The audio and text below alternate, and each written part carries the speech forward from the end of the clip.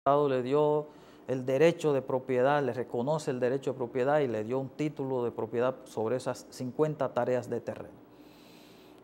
Él tiene potestad para hacer todo lo que la ley le permite dentro de esas 50 tareas. Y nadie, ni siquiera el Estado, puede venir a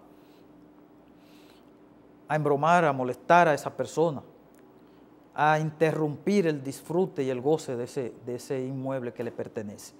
Asimismo, una nación tiene un territorio determinado, lo determinó a través de la historia, lo más probable que por luchas. No hay país que tenga un terreno determinado que no lo ostente hoy en día, sino como raíz las luchas que en un pasado tuvieron con otras naciones, con otros grupos, hasta un punto determinado que perfilaron y dijeron, no, por aquí es que va lo nuestro. Y ahí surgieron las fronteras. Entonces, dentro del marco del terreno, del territorio que ocupe un conglomerado que se llama nación o que se hace llamar nación, entonces ahí funciona ese país, esa nación. Por ejemplo, España tiene un terreno determinado y ellos saben por dónde va, en qué latitud, en qué longitud, cuáles son las coordenadas que ubica España como nación. Y entonces el Concierto de Naciones en un momento determinado reconoció cuál era el territorio de España y tiene que respetarlo para que haya una convivencia pacífica. Ahora, ¿cómo está constituida una nación? Bueno, una nación no es solamente el conglomerado de seres humanos que habitan el territorio, sino que al organizarse constituyen una herramienta principal que se llama Estado. El Estado es como el administrador de todos los recursos que pertenecen al conglomerado social, que pertenecen a todos, que pertenecen al pueblo. El Estado es el administrador de todos esos recursos. Cuando ustedes oyen que dicen, no, que tal terreno, tal parcela pertenece al Estado, es del Estado, está diciendo es del pueblo. Eso no quiere decir que el pueblo va a decir, bueno, como es del pueblo la vamos a coger, no, porque hay reglas establecidas para eso. Entonces, pero el pueblo es dueño de todo. Es dueño de todo el territorio que pertenece a un país determinado, a una nación. El pueblo es propietario de ese territorio. Por ejemplo, que la República Dominicana tiene 48,000 y tantos kilómetros cuadrados. Esa es la extensión superficial del derecho que tiene República Dominicana sobre ese territorio, sobre 48,000 y tantos kilómetros cuadrados. Entonces, los dominicanos somos dueños de ese territorio. Ahora, ¿cómo se maneja eso? A través del Estado. Hay particulares que han adquirido terrenos y son propietarios de esos terrenos y el Estado les reconoce esos terrenos, esos derechos, y en virtud de ese reconocimiento le otorga a través de una de las instancias del Estado un certificado de título. Ahora, ¿cómo está constituido el Estado? El Estado está constituido por diferentes estamentos, por diferentes instancias, y de esa manera una se encarga de lo puramente administrativo. Recuerden que yo dije que el Estado administra todos los recursos del pueblo, todos los recursos de la nación como tal. Entonces, pero hay una instancia que es eminentemente administrativa y de esa dependen otras instancias que se encargan de ayudar a esa instancia a los asuntos administrativos. ¿Cuál es la instancia eminentemente administrativa? Bueno, el Poder Ejecutivo, que está encabezado por una figura que se llama Presidente de la República, que en este caso, a la fecha que estamos, recae sobre los hombros del señor licenciado Danilo Medina.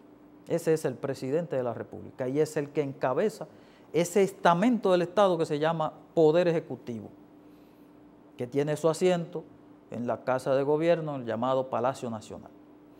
Entonces, a través del Poder Ejecutivo se administran algunos recursos del Estado, recursos tangibles, como los servicios que se ofrecen al pueblo, porque recae sobre el Poder Ejecutivo, porque el Poder Ejecutivo recibe el mandato del pueblo para que esa entidad llamada Poder Ejecutivo, y junto con los demás poderes del Estado y las demás instancias, llámense ministerios, direcciones, institutos, y como se les quiera llamar, comisiones que se crean a veces para asuntos determinados. Entonces, porque todos no nos podemos poner a administrar las cosas de todos. Tiene que haber un cuerpo que se encargue de eso en representación de todos. ¿Ya? Entonces, ese es el Poder Ejecutivo. Tiene que trazar la ejecución de proyectos y de muchas cosas. Hay otro poder, que es el llamado poder legislativo, que algunos plantean que es el primer poder del Estado, y es el encargado, entre otras cosas, de crear leyes, de crear normas para regir las relaciones entre los particulares entre sí y entre los particulares y el Estado y viceversa, y entre el Estado y los particulares, las leyes. Existe una ley que se llama la ley sustantiva, que es la Constitución de la República, que es la que traza las pautas generales y donde se otorgan las prerrogativas a las distintas instancias, al Poder Ejecutivo, al Poder Legislativo, al Poder Judicial, a los ministerios, a los distintos ministerios y a las distintas instituciones que puedan estar recogidas y señaladas en la Constitución de la República.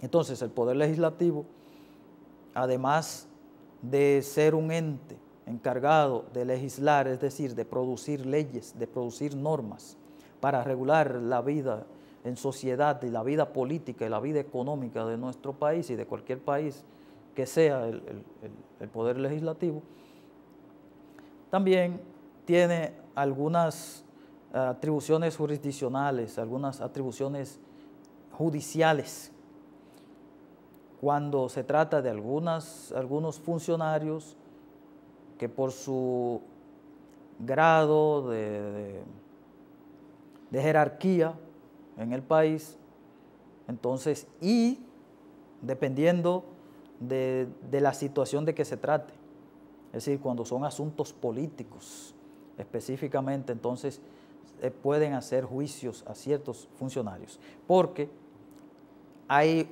una atribución judicial que pertenece al Poder Judicial, y ahí ese tiene unidad jurisdiccional, y en siendo que sean violaciones a la ley, delitos, crímenes y violaciones de cualquier tipo a las leyes de la República, entonces deben ser conocidos por el Poder Judicial. Ya repito, lo del Congreso Nacional serían juicios, funciones judiciales, pero en el orden político y en otros órdenes que no tienen que ver con cuando una persona comete una violación a las leyes adjetivas y a la Constitución de la República. Por eso es que ustedes ven que en algunos casos en que se señalan, por ejemplo, legisladores como autores de hechos punibles, de hechos que riñen contra las leyes de la República, hechos de corrupción, ustedes ven que lo encausan por la Suprema Corte de Justicia porque tienen lo que se llama privilegio jurisdiccional. Eso quiere decir también que no pueden juzgarlo en tribunales menores, sino en la Suprema Corte de Justicia. Eso se le llama una jurisdicción privilegiada, pero en el fondo, si usted analiza, no es tan privilegiada, porque si se conoce en los tribunales normales, ordinarios, tendrían la oportunidad de recurrir en oposición, en apelación, y en casación, y todos los recursos que nuestras leyes procesales permiten. Sin embargo, ahí en la Suprema no pueden ejercer esos recursos. Entonces, el Poder Judicial, que son los tres principales poderes, el Poder Ejecutivo, el Poder Legislativo y el Poder Judicial, son los tres principales poderes y las principales instituciones que componen la estructura de la nación. El Poder Judicial, como su nombre lo indica, tiene la función de administrar justicia. Administrar justicia. El que delinque, bueno, es pasible de ser llevado a los tribunales de la República para que los jueces determinen si es verdad que cometió esos delitos, si hay que probarle al tribunal la comisión de esos delitos. Si no hay prueba, el tribunal lo va a descargar, dice, no, es que yo no estoy convencido de que esa persona, de que esa entidad ha cometido eso que dicen que cometió, y lo va a absolver. Pero si el tribunal se convence de que sí, de que es cierto lo que dicen de esa persona, entonces necesariamente emitirá una sentencia condenatoria. La naturaleza de la sentencia va a depender de la naturaleza del hecho por el que se le juzga al individuo, y dependiendo de la materia por la cual también se ha llevado a la justicia, porque recuerden que hay asuntos civiles y hay asuntos penales. Los asuntos penales son aquellos hechos que violan leyes, que trasciende y que afecta a la sociedad en sentido general. Los asuntos civiles es lo mismo que hablar de asuntos privados, solamente están afectadas las partes privadas, individuos privados, y no, al otro no le importa, a los demás componentes del pueblo no le importa lo que a ese individuo le está pasando. Y no les afecta, y por tanto no se considera un hecho penal, sino un hecho civil o privado. Y entonces se juzga de distinta manera. Entonces, en sentido general, hablando del poder judicial, tenemos que se encarga de administrar justicia.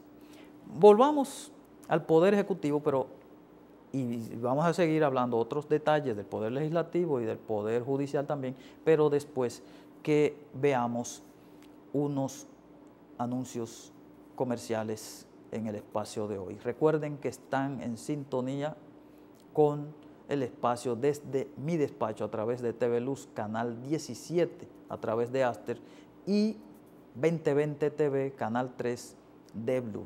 Seguimos.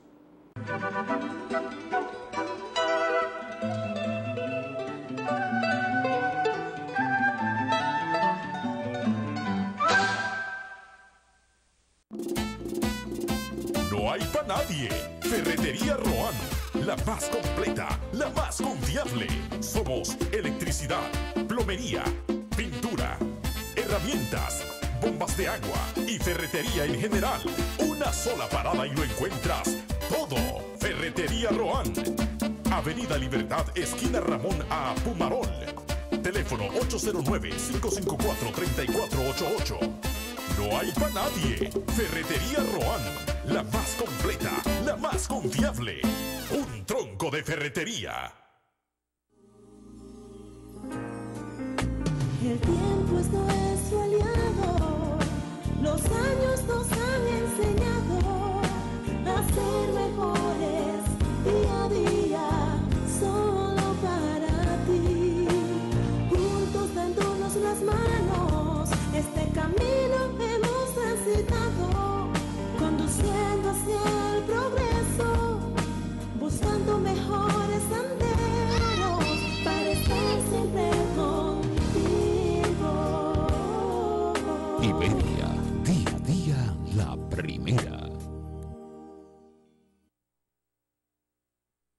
Ven y aprovecha las increíbles ofertas que tiene para ti Benjamín Muebles en toda su mercancía durante todo este mes. Abanico Daiwa de pedestal 1140. Estufa Gold Premium de 20 pulgadas, 2125 de inicial y cuotas de 1260. Lavadora Daiwa 23 libras, 2100 de inicial y cuotas 1249. Nevera General Electric de 10 pies, 14199. Televisor TCL de 21 pulgadas LCD, 6850. Licuadora Oster, 1675. Ven y aprovecha estas ofertas y muchas más que tiene para ti Benjamín Muebles, ubicada en la Avenida Libertad, casi esquina Úrsula Morel, próximo al Mercado Municipal. Benjamín Muebles y Dionisio Comercial.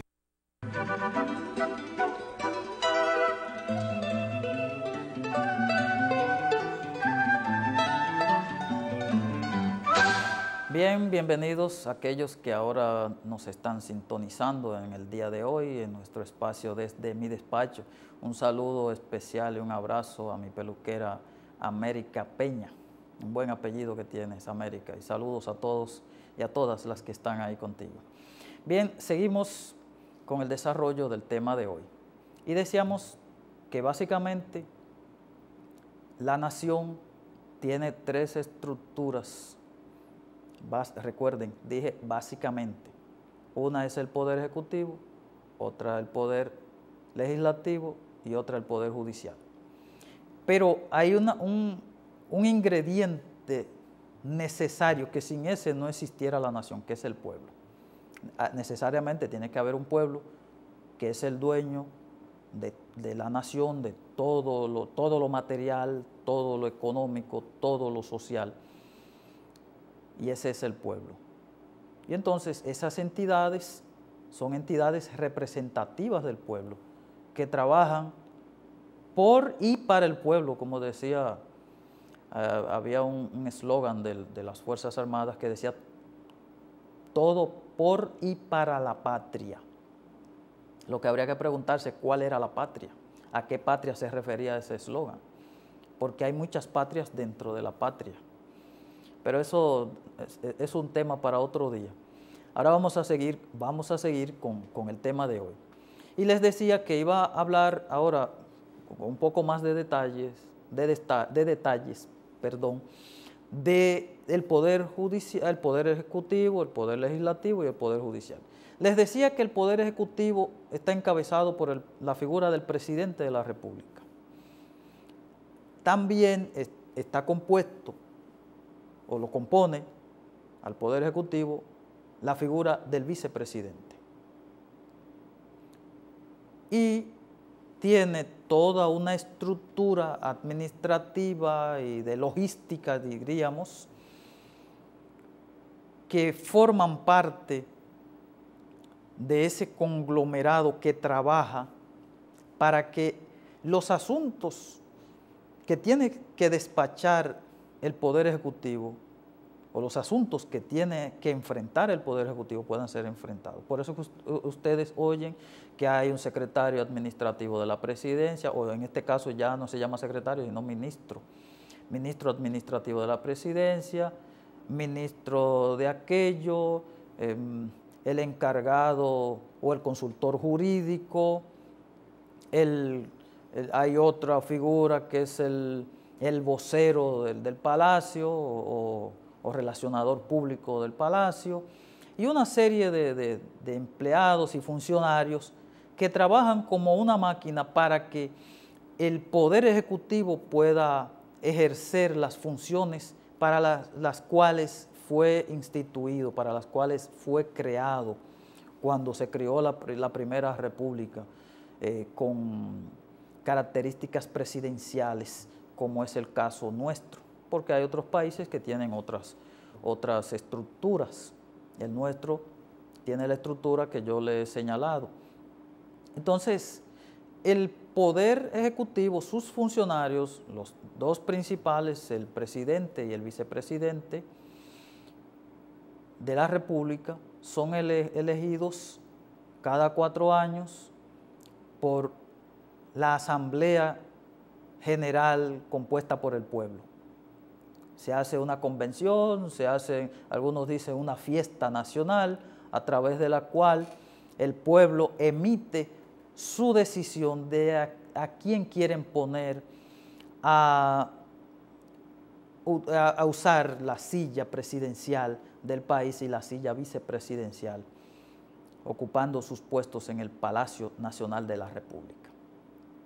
Y ya ustedes saben cómo funciona eso, a través de los partidos políticos, a través de los movimientos, pero básicamente de los partidos políticos, porque nadie puede acceder a ningún puesto político en nuestro país, ningún puesto electivo, si no es a través de la propuesta de los partidos políticos, salvo algunos casos excepcionales que se permiten de personas independientes, pero es muy difícil porque los partidos políticos han hecho un monopolio del acceso al poder político, porque hay diferentes poderes en un país.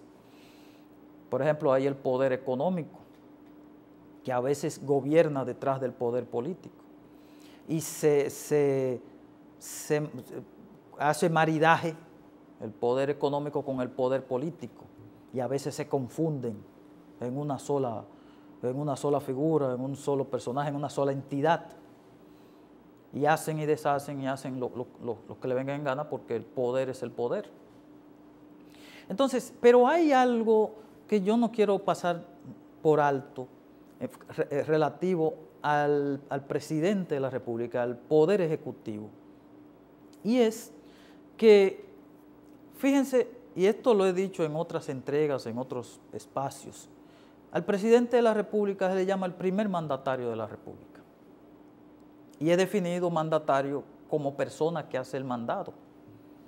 Es decir, y no estoy comparando al presidente con un muchacho de mandado, pero si usted tiene un hijo o alguien que trabaja para usted y usted necesita comprar un galón de pintura, usted le dice, hazme el favor, ve a la ferretería y cómprame un galón de pintura.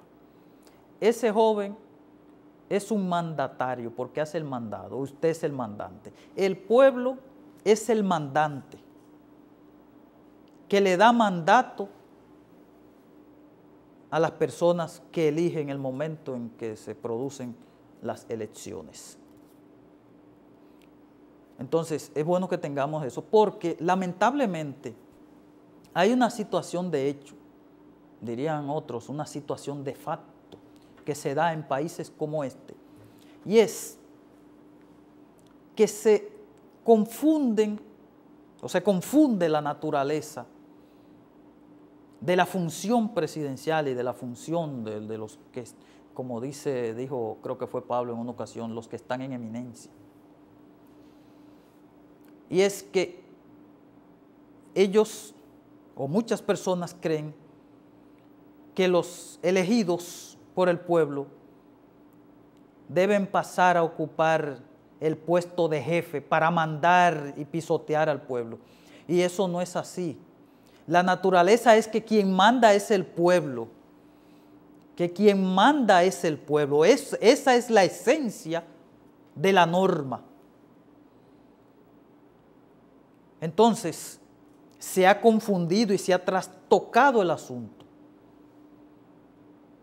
No es el presidente, ni un diputado, ningún tipo de legislador, ni un senador, ni un ministro de aquello, ni un ministro de lo otro, ni ministro de las Fuerzas Armadas, ni jefe de la policía, ni nada. Ninguna de esa gente son jefes del pueblo. El pueblo es jefe de esa gente. Y el pueblo es el que produce el dinero para que esa gente hagan su trabajo y para que esa gente se mantenga, porque se le paga un sueldo a cada uno. Entonces, han tergiversado el asunto y quieren pisotear al pueblo y quieren humillar al pueblo. Inclusive hacen obras que al pueblo ni siquiera le interesa, pero porque al que está en turno le interesa, vamos a hacer esto. Y lo hacen atento a que tienen el poder de facto. Se salen del poder que el pueblo le da y entonces caen en un poder de facto para hacer lo que le da la gana. No lo que el espíritu de la ley, el espíritu de la norma quiere. Porque, señores, recuerden que se hace un pacto social. un pacto social donde la mayoría le ceden, le otorgan un poder a unos cuantos para que administren como buenos padres de familia y para beneficio del pueblo las cosas que son del pueblo, los recursos que son del pueblo. Por eso, si el pueblo demanda salud, si el pueblo demanda agua potable, si el pueblo demanda energía, energía eléctrica, si el pueblo demanda seguridad, el pueblo está demandando lo que le corresponde, porque es con el dinero del pueblo que se va a comprar eso. Ahora, yo le voy a preguntar a ustedes, a algunos de ustedes, mis queridos televidentes, lo más probable es que son miembros de algún club social. ¿Con qué se hacen las obras del club social?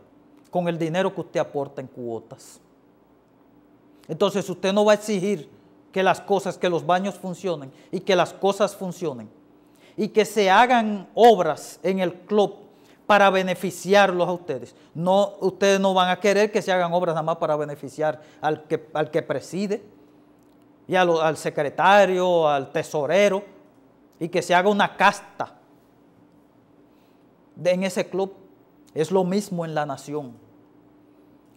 Los funcionarios públicos, el presidente de la República, el vicepresidente, todas las personas que reciben un sueldo, que reciben una asignación y que fueron puestos ahí para trabajar a favor del pueblo, eso es lo que el pueblo espera, que trabajen a favor del pueblo, no que trabajen y que se cojan lo del pueblo. Eso es lo que quiere y lo que manda la esencia de la norma, lo que manda la esencia del pacto social. Eso es básicamente. El poder legislativo está conformado por dos cámaras. Una que es el Senado de la República, compuesto por los senadores, o compuesta la Cámara por los senadores, un senador por cada provincia.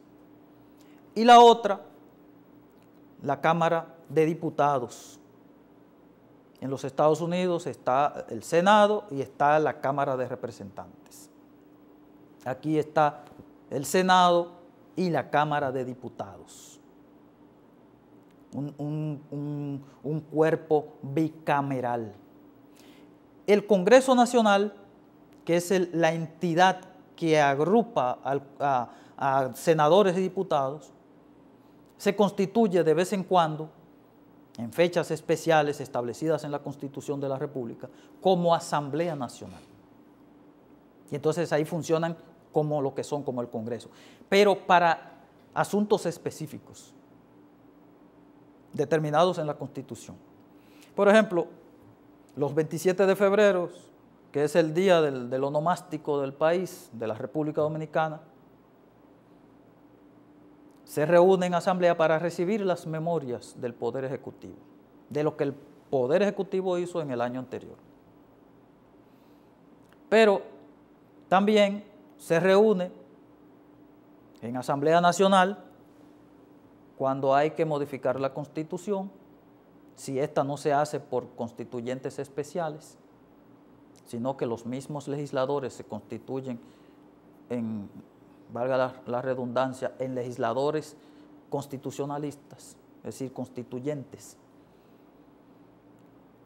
Y también, en una ocasión especial, para recibir el juramento o la toma de posesión del nuevo presidente y el nuevo vicepresidente de la República, cuando es el caso, cuando ha habido elección y se ha elegido, bueno, ha habido elección y se ha tomado a una persona como presidente y a otra como vicepresidente de la República. Y se reúnen en asamblea, recibe la investidura, el mandato, lo recibe ahí y se inicia otro periodo presidencial. Esas son atribuciones y cómo funciona la Cámara, el Congreso Nacional, el Poder Legislativo. Ya lo de cómo se inicia el conocimiento de los proyectos de leyes, ya eso son otras cosas que luego podríamos traer a algún abogado constitucionalista para que les explique eso, Ustedes saben que un proyecto de ley puede ser introducido ya sea por la Cámara de Diputados o ya sea por el Senado de la República. Los ciudadanos comunes y corrientes no tienen derecho a presentar proyectos de leyes. Sí tienen derecho a crear un proyecto de ley, pero para presentarlo al Congreso debe ser a través de un diputado o de un senador que lo haga como si fuera suyo. Es decir, Juan Pérez preparó el proyecto, pero se le entregó a Emilio Cabrera, que es diputado, para que Emilio Cabrera lo presente como si fuera de Emilio Cabrera. Ese es el asunto. Ahí se le da un tratamiento. Cuando la Cámara de Diputados termina con el tratamiento y lo aprueba el proyecto, ya sea como lo presentaron o con modificaciones, entonces pasa al Senado, donde también le dan el tratamiento que amerita, y si ha sido aprobado por el Senado también, entonces de ahí es enviado al Poder Ejecutivo para su promulgación. Pero no le voy a seguir hablando de eso para traer un constitucionalista y que le expliquemos con más lujos esas funciones y cómo se hace ese asunto, que yo sé que a ustedes les interesa. Ahora, la integración del Poder Judicial. Antes, el máximo tribunal era la Suprema Corte de Justicia, pero con las últimas reformas que se han hecho en este país se han creado otras jurisdicciones y es bueno que hablemos de ellas. La Suprema Corte de Justicia todavía sigue como tribunal de última alzada, vamos a decir así, el Tribunal de Casación, pero también es tribunal en primera instancia para conocer los juicios que se le puedan seguir, las demandas o los juicios, demandas civiles o juicios penales que se le puedan seguir a ciertos funcionarios, ministros o a legisladores. Porque les decía ahorita que tienen jurisdicción privilegiada. Pero yo voy a cambiarle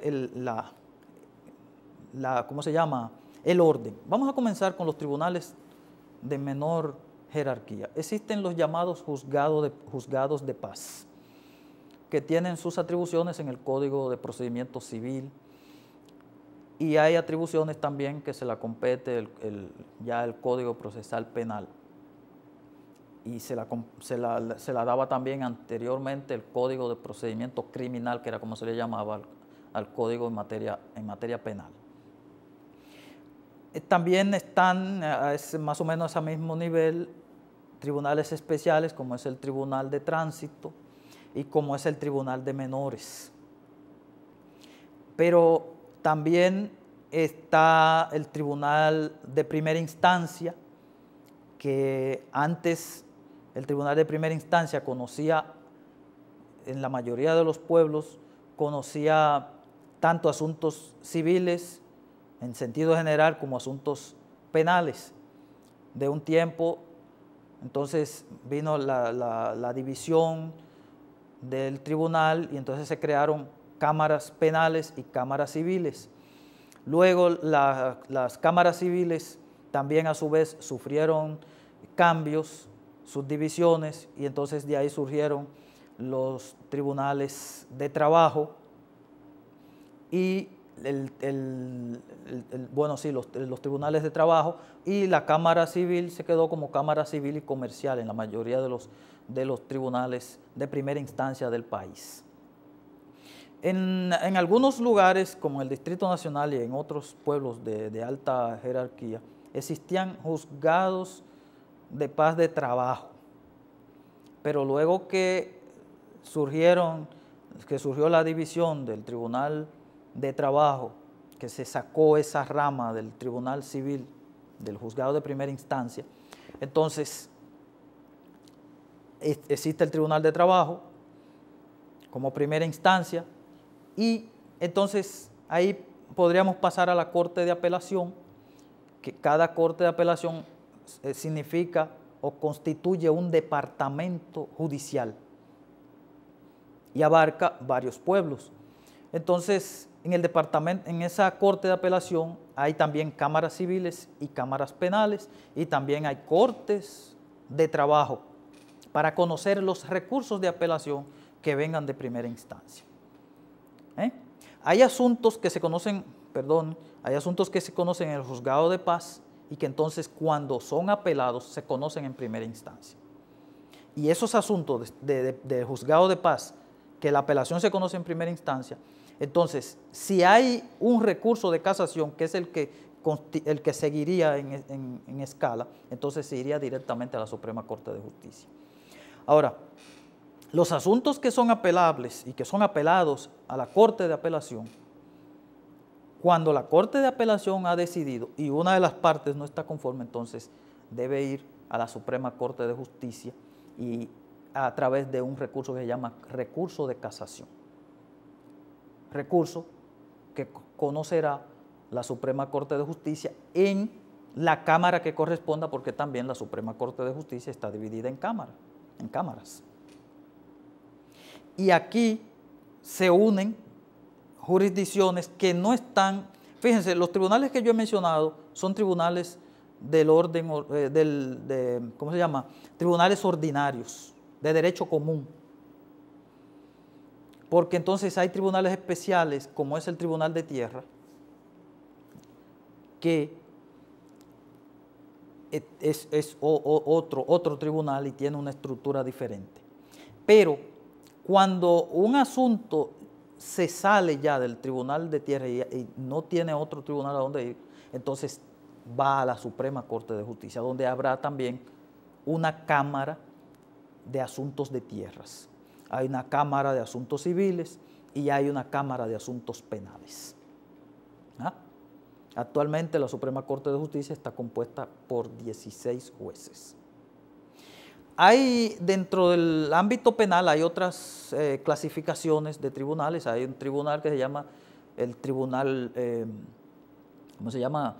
El tribunal que antes lo ejercía el juez de instrucción, que ahora es una cámara que conoce, que instruye el expediente. Es como haciendo el papel que hacía el juez de instrucción. Lo único que ahora es de acuerdo al Código Procesal Penal, no de acuerdo al Código de Procedimiento Criminal. También hay una cámara penal unipersonal de un juez y hay una cámara penal compuesta por varios jueces que se llama el tribunal colegiado.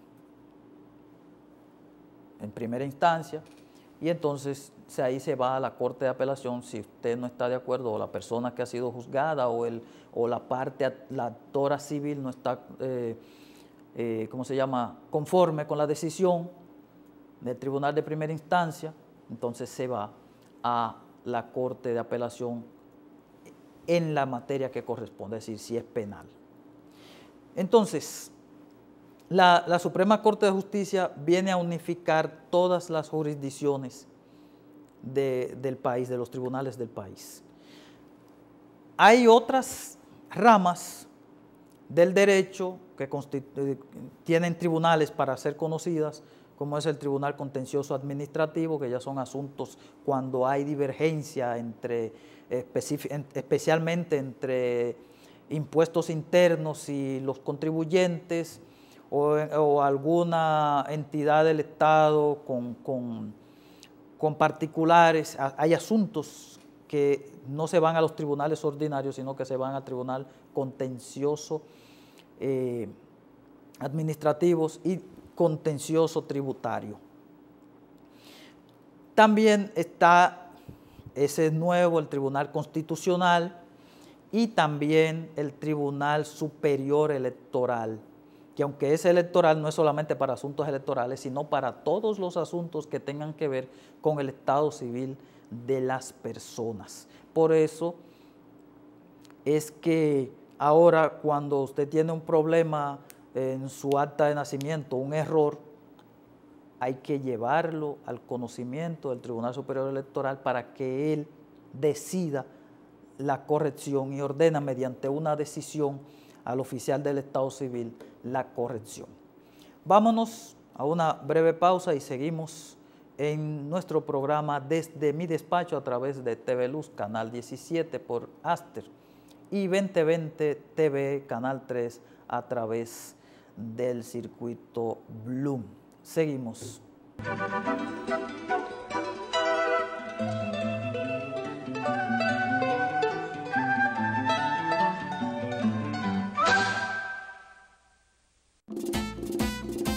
No hay para nadie. Ferretería Roan, la más completa, la más confiable. Somos electricidad, plomería, pintura, herramientas, bombas de agua y ferretería en general. Una sola parada y lo encuentras todo. Ferretería Roan. Avenida Libertad, esquina Ramón A. Pumarol. Teléfono 809-554-3488. No hay para nadie. Ferretería Roan, la más completa, la más confiable. Un tronco de ferretería. El tiempo es nuestro aliado, los años nos han enseñado a ser mejores día a día, solo para ti. Juntos dándonos las manos, este camino hemos transitado, conduciendo hacia el progreso, buscando mejores senderos para estar siempre contigo. Iberia, día a día, la primera. Ven y aprovecha las increíbles ofertas que tiene para ti Benjamín Muebles en toda su mercancía durante todo este mes. Abanico Daiwa de pedestal 1140, estufa Gold Premium de 20 pulgadas, 2125 de inicial y cuotas de 1260. Lavadora Daiwa 23 libras, 2100 de inicial y cuotas 1249. Nevera General Electric de 10 pies, 14199. Televisor TCL de 21 pulgadas LCD 6,850. Licuadora Oster 1,675. Ven y aprovecha estas ofertas y muchas más que tiene para ti Benjamín Muebles, ubicada en la Avenida Libertad, casi esquina Úrsula Morel, próximo al Mercado Municipal. Benjamín Muebles y Dionisio Comercial.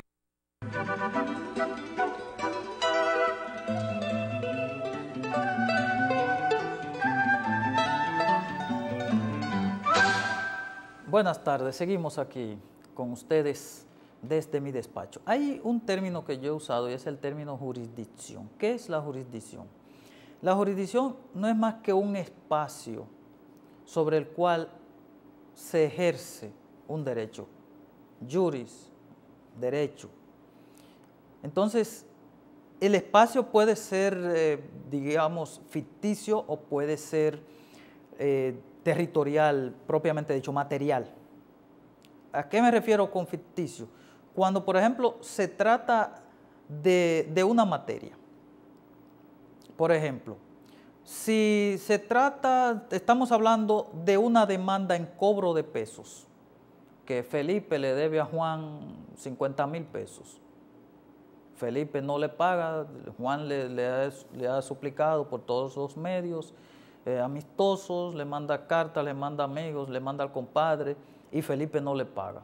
Bueno, no le queda otra alternativa que con los medios de prueba que tiene de esa deuda, que Juan busque un abogado y le haga una demanda. Entonces, cuando yo hablo de ficticio es que cuál es por la materia, es decir, porque es un asunto civil, porque es una demanda, porque es un asunto entre particulares, cuál es el espacio que debe, cuál es la instancia que debe conocer esa demanda. Bueno, es la instancia civil. Ahora, esa es la jurisdicción civil, es decir, es el espacio civil. Ahora, cuando se trata en términos materiales, del espacio en términos materiales, entonces es el tribunal de dónde. Y ahí habrían que habría que discutir otros aspectos, pero si ellos viven aquí, y sobre todo si Felipe vive aquí, en esta ciudad, entonces debe ser el tribunal de aquí. En este caso, el Tribunal Civil de esta ciudad. La Cámara Civil y Comercial del juzgado de primera instancia de este distrito judicial, que comprende la provincia entera. Pero tiene su asiento, el juzgado de primera instancia tiene su asiento aquí, en esta ciudad. Entonces, ahí están las dos vertientes, lo que yo me atreví en llamar ficticio, porque es simplemente una figura para delimitar lo civil de lo penal, o lo laboral de lo civil, porque no es un asunto laboral. Ahora, si Felipe le debe, porque Felipe era el jefe de él y él era un empleado de Felipe, ya eso es otra jurisdicción, que es la jurisdicción laboral. ¿Ven? Podríamos en otra ocasión hablar de eso, pero quería, como toqué el término jurisdiccional, que se puede aplicar a otras, aunque sea en sentido figurado, se puede aplicar a otras áreas. Porque, por ejemplo, hay jurisdicciones que pertenecen a la Policía Nacional. Es decir, que la función que hay que ejercer ahí pertenece a la Policía Nacional y no al Ejército, no a la Armada, sino a la Policía Nacional. Entonces, eso es una jurisdicción de la Policía Nacional. Yo no sé si ustedes han visto películas policíacas cuando un policía de pueblo le dice a un agente federal, es que esto es jurisdicción nuestra, usted no tiene que meterse. Es decir, el espacio es mío, el territorio lo abarco yo. Puede ser territorio o materia. No sé si ustedes han oído mencionar asuntos de simple policía, porque son asuntos menores. Entonces, ya siguiendo con el asunto de la nación, hay otras instituciones que intervienen en la composición de lo que es una nación, pero ya son dependencia de alguna, y sobre todo del Poder Ejecutivo. Casi la mayoría tienen una conexión directa o una dependencia del Poder Ejecutivo, como son los ministerios, Ministerio de Obras Públicas, Ministerio de Salud Pública, Ministerio de Educación, Ministerio de Agricultura, Ministerio de Medio Ambiente, Ministerio de aquello. Hay también direcciones, que son instituciones de menor categoría, también institutos, está la Policía Nacional, está el Ejército Nacional. Bueno, esas dependen del Ministerio de la Armada o de las Fuerzas Armadas de la República Dominicana. Pero son estructuras que forman parte del andamiaje completo de la nación. Ahora, todo eso, todas esas estructuras, las tres principales, el Poder Ejecutivo, el Poder Legislativo, el Poder Judicial, los distintos ministerios, los institutos, las direcciones, todas deben funcionar de conformidad a cómo han sido establecidas y como están reguladas en la Constitución y en las leyes orgánicas de cada una de esas instituciones. ¿Con qué objetivo? Para que la nación funcione como tal y que no venga un país como los Estados Unidos a través de su Departamento de Estado a decir que este es un Estado fallido o que aquel es un Estado fallido. Un Estado se hace fallido cuando las instituciones que componen no solamente al Estado, sino a la nación, porque debiera decirse nación fallida. Lo que pasa es que a veces se confunde el término nación con Estado. El Estado es parte de la nación es más amplia. La nación es la patria. Entonces, la patria no funciona cuando sus instituciones no funcionan. Y por eso, y voy a usar un término que se está usando mucho en los últimos tiempos, el pueblo tiene que empoderarse y aprenderse las leyes, documentarse de lo que le corresponde al pueblo y así tener conciencia, porque eso nos falta mucho a nosotros, conciencia para exigir el cumplimiento de nuestros derechos, el cumplimiento de las obligaciones de aquellos a quienes le hemos dado poder para que administren las cosas que son de nosotros. A alguien se le ocurrió, porque ocupa un puesto en tal cosa, gastar el dinero del pueblo en aquello, invertir el dinero del pueblo en una cosa que no es prioritaria para el pueblo. ¿Qué es prioritario para el pueblo? Salud, agua potable, vivienda decente, medios de comunicación terrestre decentes, carreteras, calles decentes, y también un Estado que proteja al pueblo de empresas que el mismo Estado contrata para hacerles obras de bien social al pueblo, y que entonces lo que hace es que desbarata al pueblo, no le hace las obras, se roba el dinero y el Estado no hace nada. El dinero del pueblo. Entonces se queda el pueblo con como dicen nuestros campesinos, con la boca untada de huevo. Porque empresas ladronas, a veces en contubernio con funcionarios que fueron elegidos por el pueblo y funcionarios que fueron instituidos por los ejecutivos de la nación, y se roban el dinero del pueblo y no le hacen las obras que el pueblo necesita. Y a veces no hacen las obras que el pueblo necesita porque en esas obras no tienen cómo cogerse el dinero del pueblo. Mi llamado es a que nos empoderemos y no nos dejemos llevar de sofismas que inventan, gente que ni siquiera tienen capacidad de ser sofistas, porque no conocen la filosofía pura como la conocían Sócrates, Platón, Aristóteles, Séneca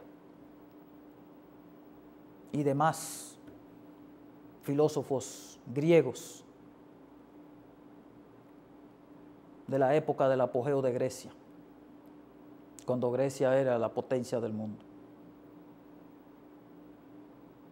Empoderémonos, pueblo, empoderémonos, busquemos la manera de defender como sea nuestros intereses, los intereses que nos traen beneficio a todos.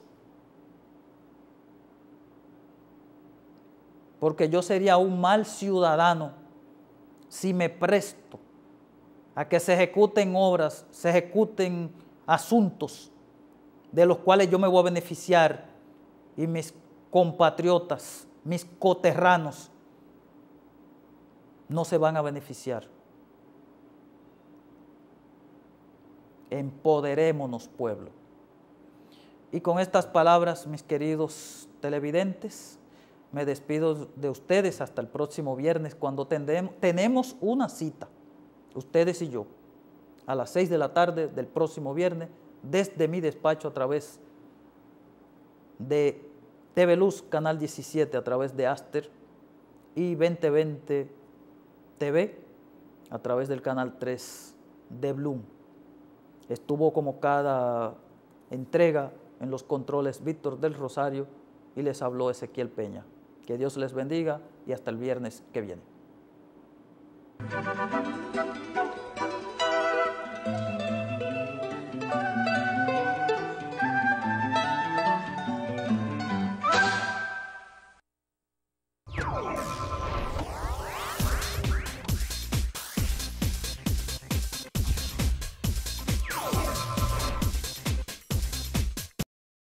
Vea cada viernes de 6 a 7 de la noche por TV Luz, Canal 17, Desde mi despacho, con el doctor Ezequiel Peña, abogado de los tribunales de la República Dominicana y notario público para el municipio de Higüey.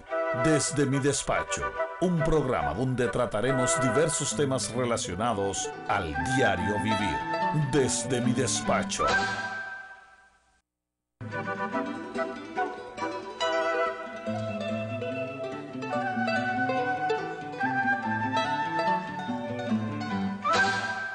Buenas tardes, queridos televidentes, buenas tardes tengan todos, bienvenidos a esta entrega desde mi despacho.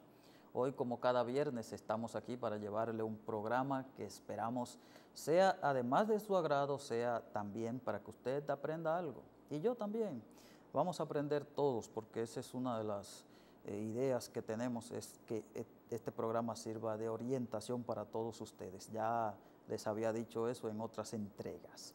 Hoy traigo una frase que la dijo Larry King.